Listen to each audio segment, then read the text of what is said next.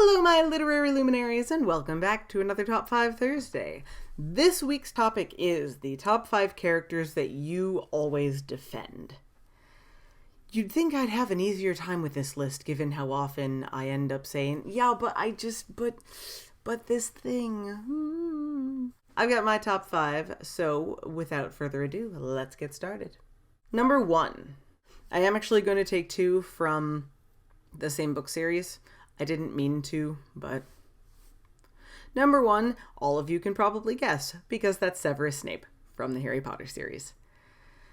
Snape is a more well-liked character than potentially some of the others on the list, but I remember the division in the fan base after Book 6 came out. There was a huge break, and I was firmly on Team Snape. And I always will be. Always. That was a good one. I made the jokes. I'm funny. Number 2. I'll do both of them from Harry Potter in this one. Number 2 is Percy Weasley.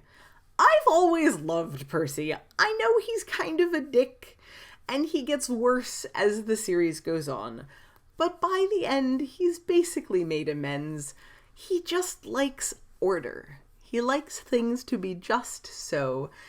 And his family is full of renegades, and he has to deal with Fred and George. Like, if you're a person that likes order and boundaries and deadlines and, likes, if you're a type A personality and you have to live with the twins, no, you'll lose your mind.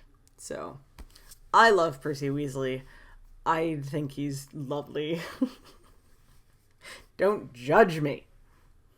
Number 3. This is one that I've defended for a very long time, despite the fact that there's not a great defense for him, and that is Eric, or the Phantom, from Phantom of the Opera. The Phantom does not exactly have a great defense for him, because he's basically a psychopath, and he's not to be trusted, and he has an unhealthy obsession with women that are too young for him. But I've taken a look at a lot of things, like in the lore and whatnot. I've read the original Phantom de l'Opera. I've read a lot of the companion pieces that were not by Gaston Leroux, but have been generally accepted as canon amongst the fandom, as it will. I've seen both the musicals. I've read a lot of the books. There's a story there somewhere. Like, somebody has done terrible things to Eric. Whether he was born with the disfiguration, whether it was given to him, there's a whole bunch of different things that I've seen that have caused what makes him wear the mask.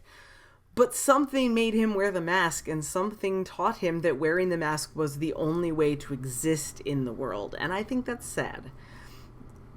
Do I defend what he does? Maybe not, but I will defend him until I have no breath left in me. Except at the end of the second musical. That's entirely his fault. Number 4. Number 4 is Inspector Javert from Les Miserables. The musical, the book, take your pick. Movie. The musical movie. Some of them. Javert has always been one of my favorite characters. It probably helps that the first Javert I really remember seeing, I had a huge crush on. That may have started it. But I love the character regardless. I've seen several different renditions of the play. I think Javert is a phenomenal character. And yes, I think he's a little obsessive. There are problems, I understand this, but he's so devoted to what he believes, even when everything is working against him, to the point where when he is proven wrong and his worldview no longer holds, he doesn't keep living. I mean, that's a serious dedication and a problematic one. But I love Javert. I will defend him because that's the way some people are. I don't necessarily condone that it's the right way to be, but that's the way he was raised, that's the way he is, and I love him all the more for it. Or in spite of it, I suppose. And finally, number 5. Number 5 is one that I've actually had serious conversations with my father about on various occasions, and that is Dr. Gregory House from House MD, the television show. Not a book, but we're storytellers. Writers are storytellers. This is what we do. I love House. I absolutely love House. I think he's grumpy. I think he'd be irritating to work with. I think he has a terrible bedside manner. I don't care. I love House so much. And House has a myriad of problems that make him the way he is. He has his addiction problems. He has all kinds of personal dealing with people problems. Like, I don't even know where to start with all of House's problems. But I adore House. I think he's a great character. I don't know. I'll stand by him all the time. All the time. You ask my dad. I've had that argument with him on multiple occasions.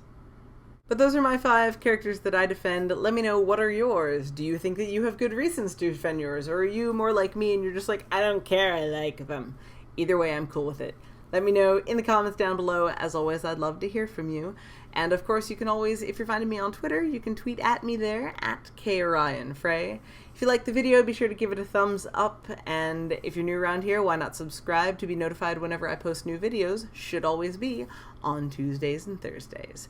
But until next time, I will see you all later on Tuesday for a new Tuesday Talks. Bye!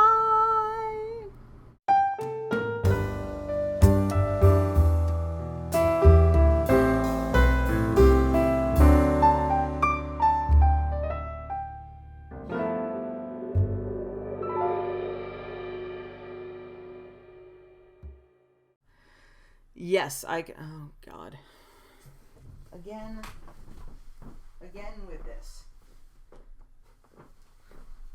Where did you go, you son of a... I cleaned my whole desk. I took everything off. I wiped it down with cleaning stuff, and there are still ants. There are still ants everywhere. Why? Why are there ants everywhere? Ugh. I cleaned, I vacuumed. It's so annoying. Ugh. Don't understand.